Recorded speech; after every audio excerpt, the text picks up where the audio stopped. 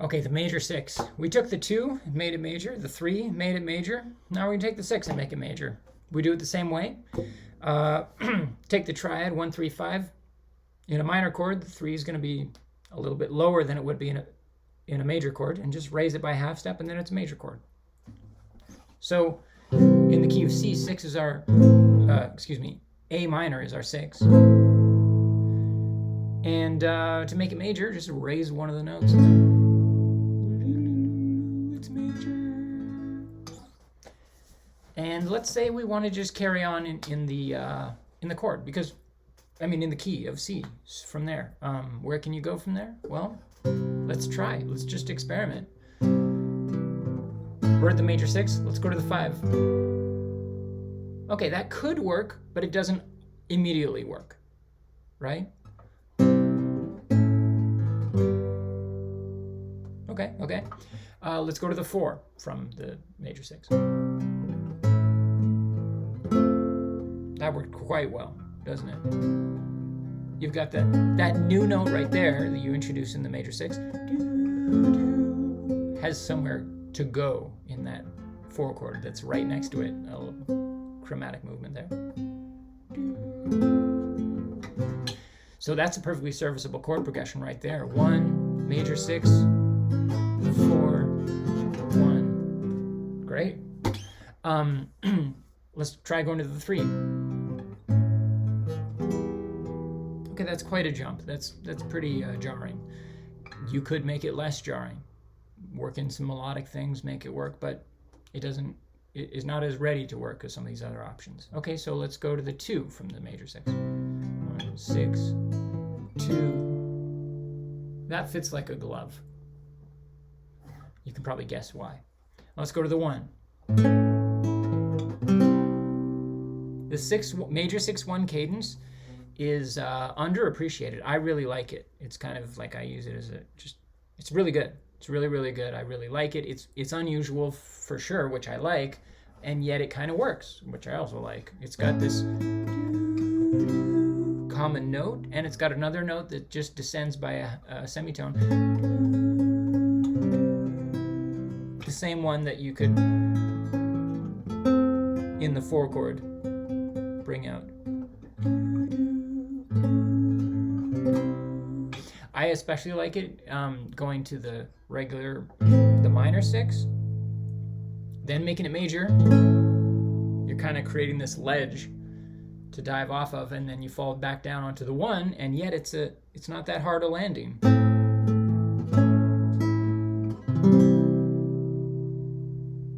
I really like that. Anyway, that's just an idea. So let's go back to the 6 to the 2, because that worked really, really well. And you could probably guess why. Every chord is the 5 of some other chord, isn't it?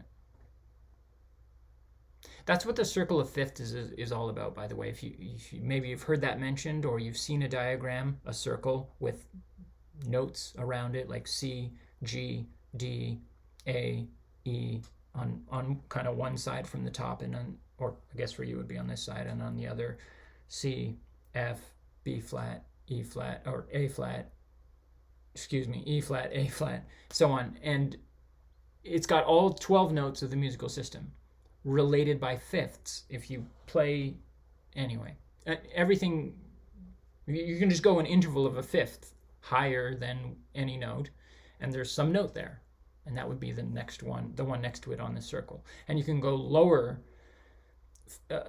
by a fifth from any note, and that would be on the other side of it, on this circle. Anyway, and on every one of these notes, you can build chords, and then it shows you what chord is the 5 of some other chord. And it also, you could build keys off of them, and then those keys are closely related. Like, for example, the C is next to G and F. Well, C has no sharps or flats in it. It's just regular notes, C, D, E, F, G, A, B. And then G has just one sharp in it, F sharp. So it shares 6 out of 7 notes with it. So those keys are very closely related. And on the other side, or for you on this side, it would be F, which has just one flat in it. So again, it shares 6 notes with it. Anyway, so, and those relationships that are visually displayed in that diagram are very, for some composers, they're very central to their understanding and their thinking about music. Anyway, for others less so, but that's what it is. For our purposes right now, it's just the concept that everything could be used as the dominant of something else, and we can find out what that is simply by counting. So 6 is the 5 of the 2. So when you go to that, it works. What do you know?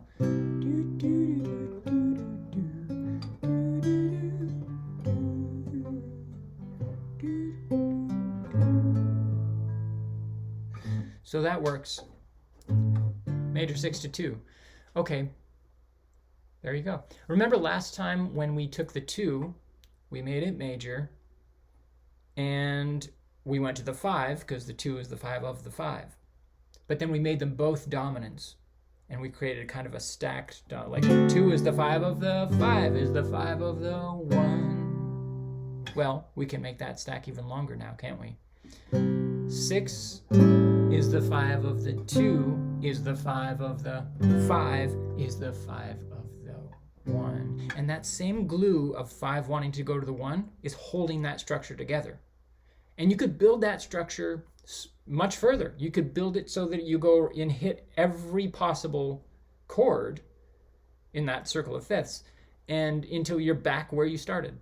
So you could have 12 different ones, right?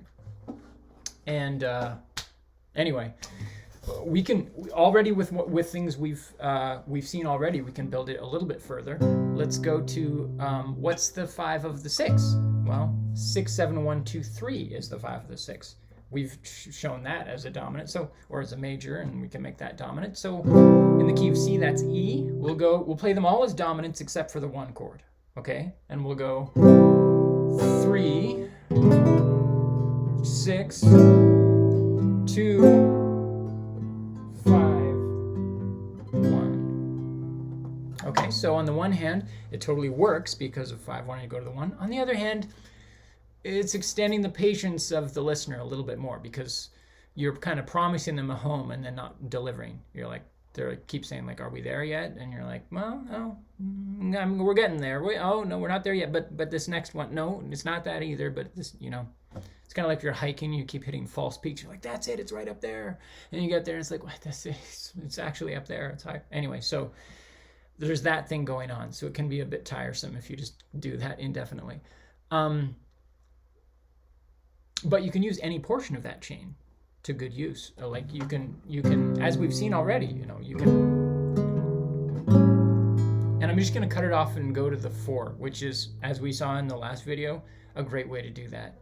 Remember, I used the phrase aggressively normal for when you're in this chain of dominance, and then you suddenly hit the 4 and then go to the 1. It's so reassuring. It's so definitely home.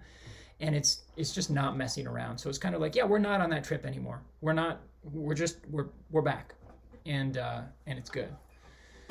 So you down 3, 6, 4, 1. You feel that?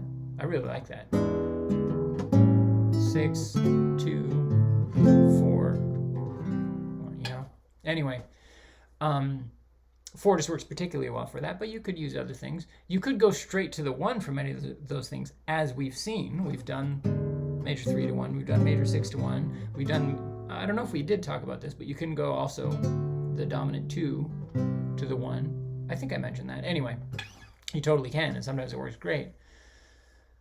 But that can be a little more jarring, whereas if you create a cadence in the home key, it's very reassuring, and when you are home, it's very comfortable for the listener. Anyway, major 6, there's some ideas, ways to think about it, related concepts, but it's also just a regular chord made a little bit more interesting. Major 6.